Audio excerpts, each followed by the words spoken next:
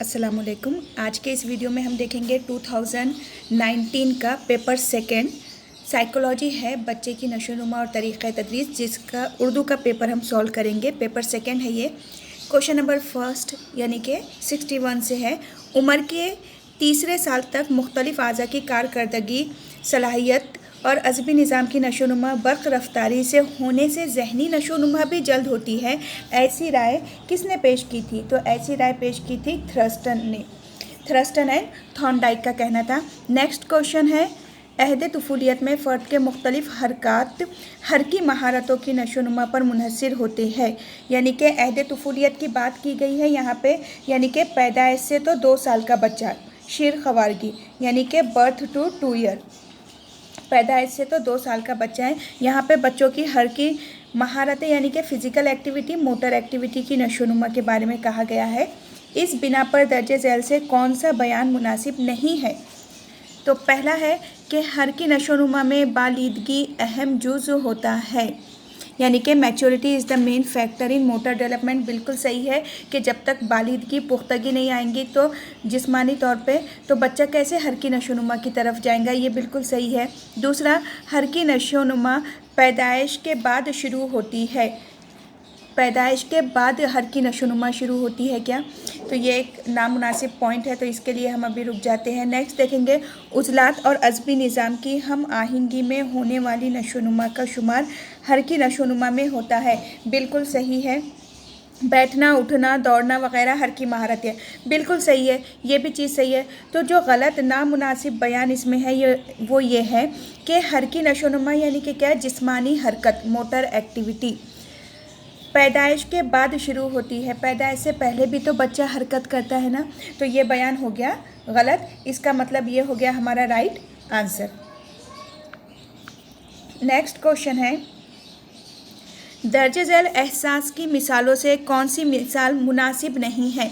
हमें सेंसेशन यानी कि एहसास के बारे में कौन सी मिसाल गलत है पहचानना है। पहला है, बेहोशी की हालत में फ़र्द को आवाज़ का एहसास होता है। देखिए, अनकॉन्शियसनेस या बेहोशी की हालत में फ़र्द को आवाज़ का एहसास होगा क्या? तो इसके लिए रुक जाइए, ये गलत बात है। दूसरा है, किसी शह की बू से कुत्ते चोर ढूंढ निकाल लेते हैं। बिल्कुल सही, यानी कि बच्चे जो कुत्ते हैं, जो डॉग है, वो सूंघ कर, नाक के ज़रिए सूंघ कर किसी का पता ढूंढते हैं। ये बिल्कुल सही है, तो ये एहसास हो गया। कोई खुर्दनी शय मुंह में डालने पर जायका महसूस होता है। बिल्कुल सही, मतलब टेस्ट करते हैं हम अपनी ज़बान के ज़रिए। बाज़ार जाने पर कोई आवाज़ सुनाई देती है। बिल्कुल सही, कान के ज़रिए हमें इल्म हो रहा है आवाज़ का। ये भी बिल्कुल सही है। ये तीनों के तीनों एहसास है, लेकिन बेहोशी की हालत में फ़र्द को आवाज़ का एहसास होता है, ये बिल्कुल सही नहीं है, क्योंकि इंसान लाशऊरी हालत, अनकॉन्शियसनेस की स्टेट में होता है। तो ये हो गया रॉन्ग। नेक्स्ट है, इदराक से मुतालिक दर्जे झैल में से कौन सा बयान नामुनासिब है? यानी कि परसेप्शन, इदराक से मुतालिक कौन सा बयान नामुनासिब है? पहला, इदराक एहसास से आगे का मरहला है। ये बिल्कुल सही है। एहसास में ज़ैन फ़ाल होता है और इदराक में गैर फ़ाल। बिल्कुल भी नहीं, ये तो टोटली गलत बात हो गई है।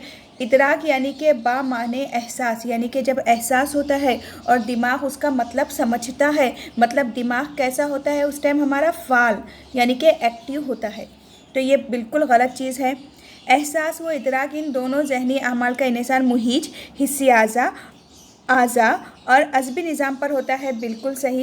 एहसास के बग़ैर इदराक मुमकिन नहीं है। बिल्कुल सही, जब तक एहसास नहीं होगा तब तक इदराक नहीं होने वाला है। तो हमारा आंसर है 2 सेकेंड।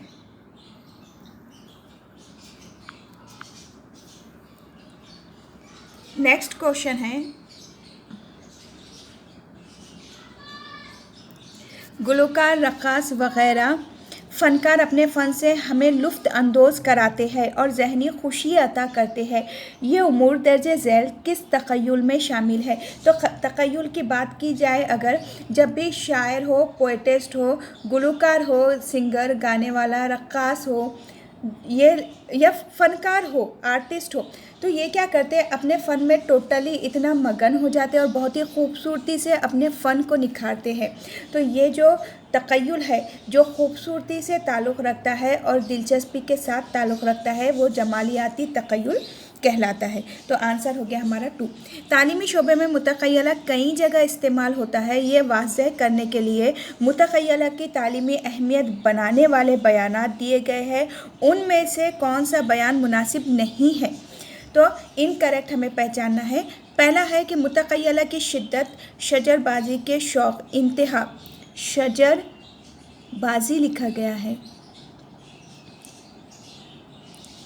और शजरबाजी के शौक़ इंतहा पर होती है। हम इंग्लिश में भी इस क्वेश्चन को देख लेंगे। Intensity of imaginary depend upon the age eagerness of experience. जी हाँ, ईगरनेस पे होती है एक्सपीरियंसेस के। ये बिल्कुल सही है। तलबा को दिए जाने वाले तजुर्बा दुरुस्त, वाज़ेह और मुफस्सिल हो। बिल्कुल सही। अगर आप तलबा को कोई चीज़ करा रहे हैं तो उनमें मुतख़य्यला यानी कि इमेजिनेशन अच्छे से हो, उसके लिए ये सारी चीज़ें दुरुस्त होनी चाहिए। तलबा को मुतख़य्यला साज़ी सिखाना गैर ज़रूरी है। ये बच्चों को नहीं सिखाना चाहिए, इमेजिनेशन कराना नहीं चाहिए बच्चों को, तो ये बिल्कुल गलत चीज़ है, ये तो कराना चाहिए। मुतख़य्यला के गैर मुजर्रिद तसव्वुरात को तस्वीर, शक्ल व मॉडल से मरबूत करते हुए वजाहत करें। बिल्कुल सही। इससे भी क्या हो जाएगा, बच्चों की का मुतख़य्यला बहुत अच्छा हो जाएगा, इमेजिनेशन करने की सलाहियत उनकी बहुत अच्छी हो जाएंगी। तो हमारा आंसर है 3rd। नेक्स्ट क्वेश्चन है, हम मुनासिब और सहूलत बख्श बातों को जहन में रखकर ऐसा फ़र्ज़ करते हैं कि हमें जो चाहिए वो मिल गया। ऐसा अमल गौर व फिक्र के किस नुक्स की वजह से होता है कि हम क्या करते हैं, ऐसा लगता है हमें कि हमें हमारे जहन को ऐसा फ़ील होता है कि हमारा फ़र्ज़ पूरा हो गया, हम जो चाहते थे हमें मिल गया। तो ये एक नुक्स है गौर व फिक्र का।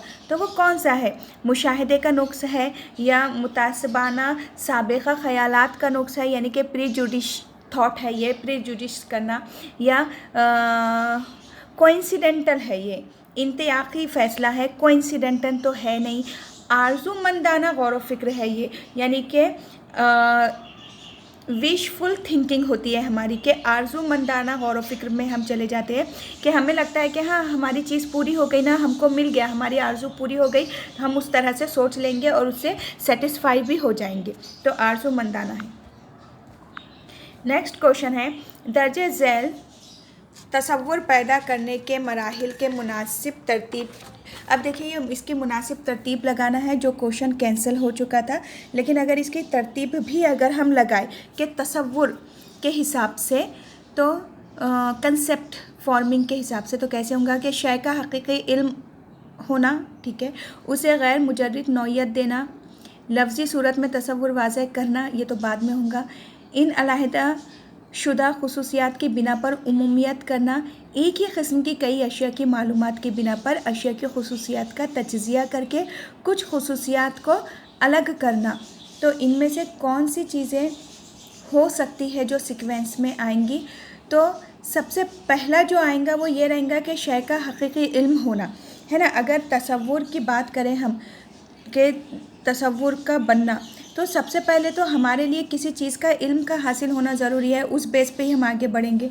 उसके बाद लफ्ज़ी सूरत में तसव्वुर वाज़ेह करना, अगर हमें किसी चीज़ का इल्म हो गया, जैसे कि हमने किसी चीज़ को देख लिए, उस चीज़ का इल्म हासिल कर लिए, तो क्या हम अल्फाज की मदद से उस चीज़ के बारे में बोल सकते क्या?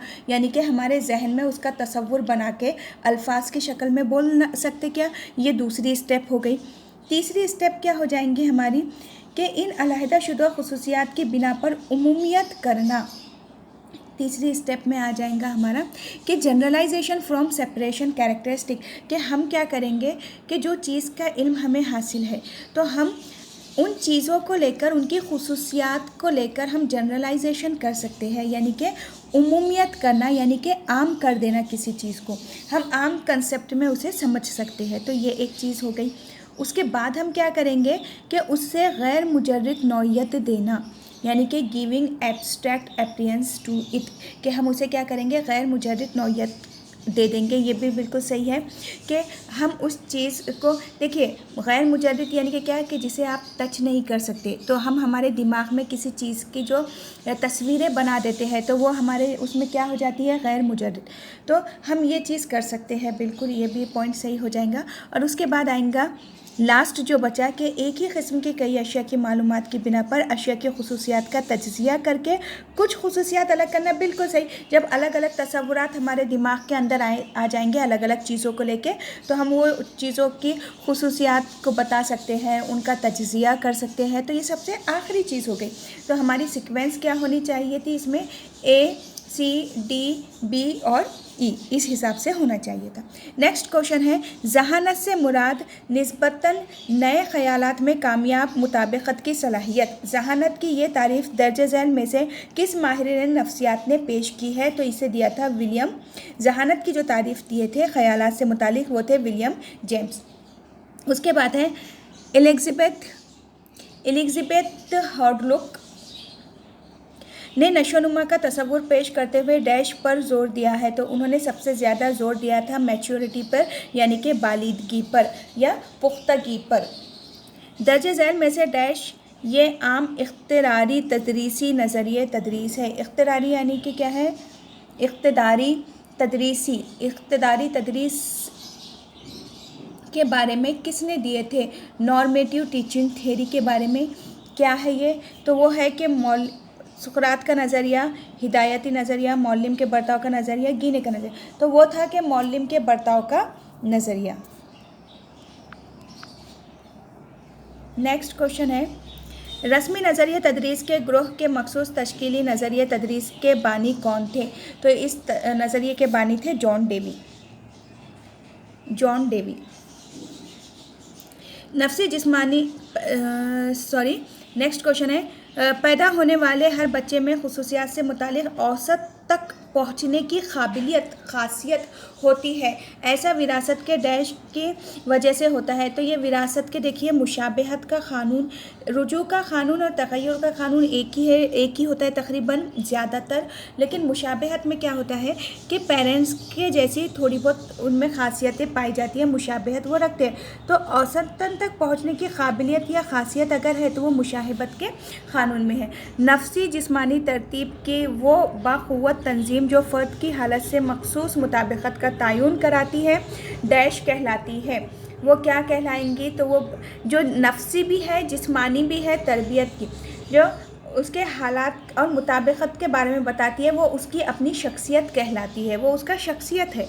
ऐसा अमल जिसमें मफ़ऊल को मखसूस मुहर्रिक मुहीज के ज़रिए मखसूस क़ल्म का बर्ताव करने पर आमादा किया जाता है, मसलन राल टपकना, इस फ़ेल बर्ताव के लिए मखसूस हालात पैदा किए जाते हैं, ऐसा डैश कहते हैं, इसे डैश कहते हैं। तो देखिए, जब भी हम ऑपरेंट कंडीशनिंग का है ये क्वेश्चन के सलाइवा आना, राल का टपकना, कि जब भी हम क्या करते हैं कि कोई मुहीज दे देते हैं और उसकी वजह से जो रिस्पॉन्स आता है, जो रद्द अमल आता है, तो उसे हम मशरूत रद्द अमल का नज़रिया, मशरूतियत का नज़रिया, फ़ाली नज़रिया या अमली नज़रिया कहते हैं। और इसे कौन दिया था, इसे पॉलो ने दिया था, IP पॉलो। मौलिम के इल्म की तलबा में मुंतकिली के दौरान अगर ख़यालात, उमूमियत, इस्तिलाल, इन ज़हनी अफ़आल का इस्तेमाल होता हो तो तदरीस की इस किस्म को डैश कहते हैं। यानी कि क्या कि मौलिम के इल्म से तलबा में मुंतकिली के दौरान, अगर तलबा आमोजिश की मुंतकिली हो रही है तो तलबा में मुंतकिली के दौरान ये जो चीज़ें दी गई है, ये सारे अफ़आल होते हैं, तो फिर हम इसे क्या कहेंगे, हम इसे हिदायत कहेंगे, इंस्ट्रक्शन कहेंगे।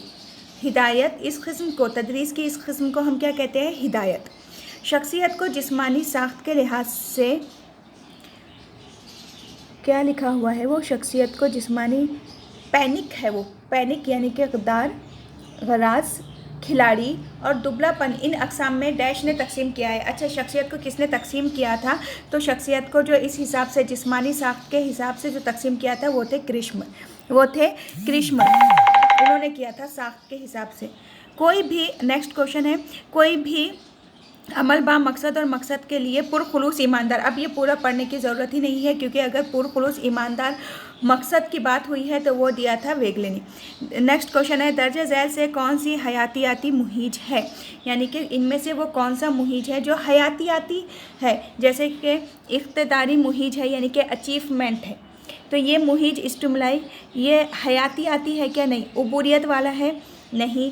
पालना, खबरगिरी करना, यानी कि मदरहुड, तो ये तो है बिल्कुल, ये तो बिल्कुल है। और एफिलिएशन, उनसियत, यानी कि मेल मिलाप, मिलाना, मेल मिलाप, एफिलिएशन, उनसियत, तो ये भी क्या है? हयाती मुहिज नहीं है। हयाती यानी कि ज़िंदा, ये हयातियाती मुहिज में आ जाएगा क्या हमारे? ये नहीं आएगा। तो ये तीनों तो नहीं आने वाले हैं, तो राइट क्या हो गया हमारा?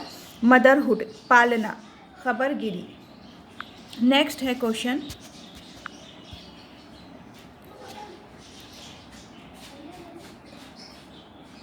सेलवी और मेयर के पेश करदा जज्बाती जहानत के अज्जा से खुद इंज़बात ज़ाब्ता, यानी कि सेल्फ रेगुलेशन, इस जुज़ में दर्ज झैल से कौन सा झैली जुज़ शामिल नहीं है? तो कौन सा जुज़ इसमें शामिल नहीं था? उसमें था खुद एतमादी। अगर हम सेल्फ रेगुलेशन की बात करें तो उसमें खुद एतमादी नहीं होगा, खुद एतमादी उसमें नहीं होगा। खुद ज़ाब्तगी, ये यानी कि सेल्फ कंट्रोल तो रहेगा। सेल्फ रेगुलेशन में सेल्फ कंट्रोल हमारा रहता है। खुद एतमादी यानी कि सेल्फ कॉन्फिडेंस, सेल्फ कंट्रोल तो हमारा रहता है। और यकीनियत यानी कि ट्रस्ट वर्थनेस, ये भी हमारे वर्थनेस, ये भी हमारे में रहेंगी। और उसके बाद है इख्तराइयत, यानी कि इनोवेटिवनेस, ये भी हमारे अंदर रहती है सेल्फ रेगुलेशन में। खुद एतमादी यानी कि सेल्फ कॉन्फिडेंस इसमें नहीं आएगा, झैली जुज़ उसमें नहीं होगा ये।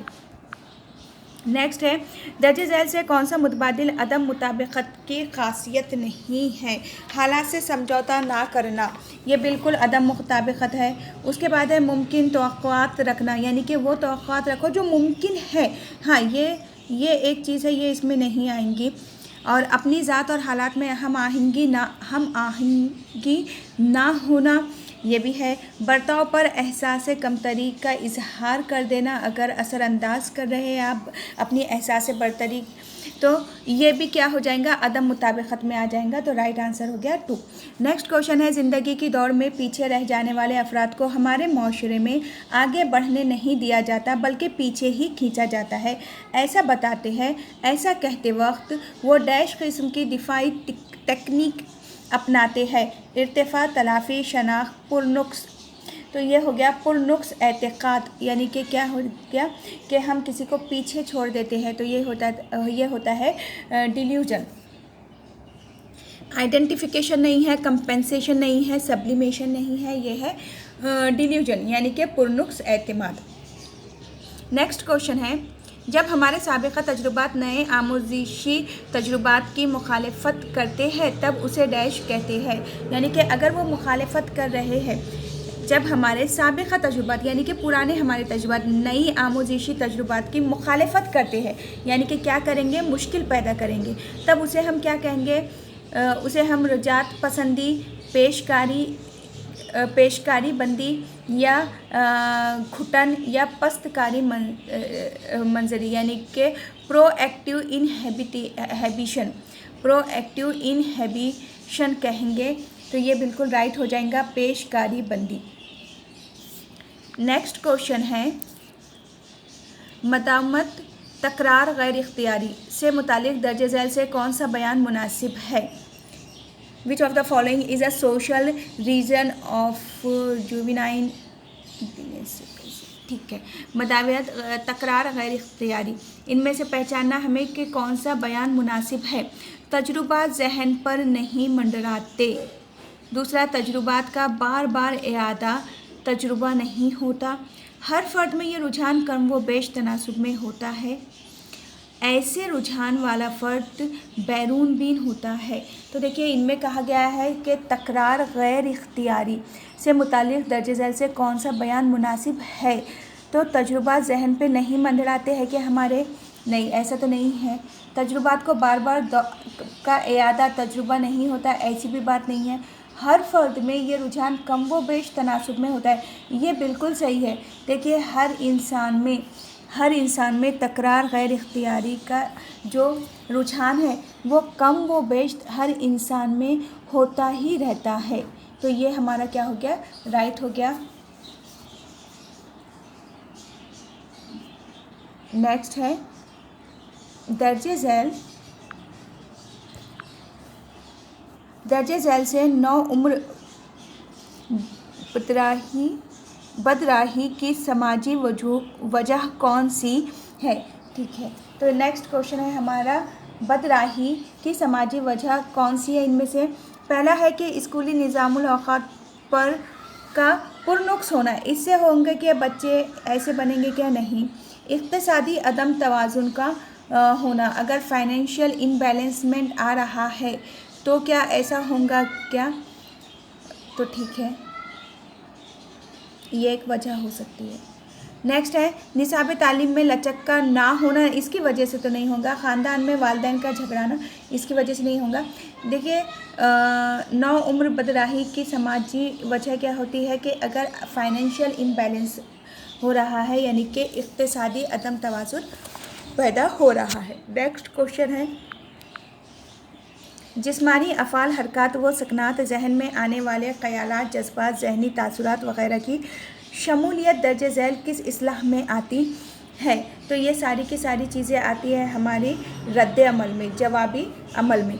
नेक्स्ट है दर्ज झैल से कौन सा बयान तदरीस के बुनियादी अव्वल के लिहाज से मुनासिब नहीं है। दौरान तदरीस ऐसे आमूज़िशी वाक़े पेश किए जाए जिनसे तलबा की तख्लीक़ को बढ़ावा मिले। हाँ, ये करना चाहिए, ये सही बात है। आमूज़िशी तजुर्बात की तश्कील के दौरान मुतालिम का ख़ानदानी पस्त मंज़र मद्देनज़र रखना गैर ज़रूरी है। मुतालिम के ख़ानदानी पस्त मंज़र को नज़र में रखना गैर ज़रूरी बात है, इसके लिए रुकती है। मुतालिम को ऐसे आमूज़िशी तजुर्बात दिए जाए जिनकी वजह से उनके जज्बात, अफ़ाल और ख़यालात यकजा हो, हम आहंग हो, ये तो करना चाहिए। मुतालिम के अग़राज़ की तकमील करने वाले आमूज़िशी तजुर्बात दिए जाए, ये भी करना चाहिए। तो रॉन्ग जो है वो है ये, तो आंसर हो गया हमारा 2। अमल आमोज़िश बेतरतीब आसान से मुश्किल की तरफ बढ़ाता है। इब्तदाई मरहले पर आमोज़िश अच्छी हो, साबिक़ा तैयारी अच्छी हो तो फ़र्द अगले मरहले की आमोज़िश के लिए काबिल बन जाता है। दर्ज झैल में से किस माहिर नफ्सियात ने अपने मुरातबी आमोज़िशी नज़रिए में ऐसा कहा था। तो ऐसा किसने कहा था, वो थे गैने। नेक्स्ट क्वेश्चन है दर्ज झैल से किस तरीक़े तदरीस का मकसद आज़ादाना गौर व फ़िक्री क़ुव्वत, तलबा में बाहमी ख़यालात का लेन देन, बहस करने की सलाहियत, इमदादी बाहमी तहम्मुल, रवादारी वग़ैरह समाजी औसाफ की नशोनुमा करना है। तो बयानिया तरीक़ा है क्या, वो इज्तिमाई है। यूनिट की मनसूबा रब्त का तरीक़ा, देखिए इज्तिमाई तदरीसी तरीक़ा है जिसमें तदरीस के मकसद भी होंगे, आज़ादाना गौर व फ़िक्र कर सकेंगे, ख़यालात का लेन देन, बहस मुबाहिसा, सारी चीज़ें आ जाएंगी, यानी कि ग्रुप टीचिंग मेथड। नेक्स्ट है रिसाले, खुसूसी शुमारे शाये करना, किसी भी किस्म की तस्वीर कशी, मुजस्मा साजी, कुदरती माहौल की सैर का इनेकाद, खेल खेलना वग़ैरह अमूर प्रोजेक्ट की किस किस्म में शामिल होते हैं।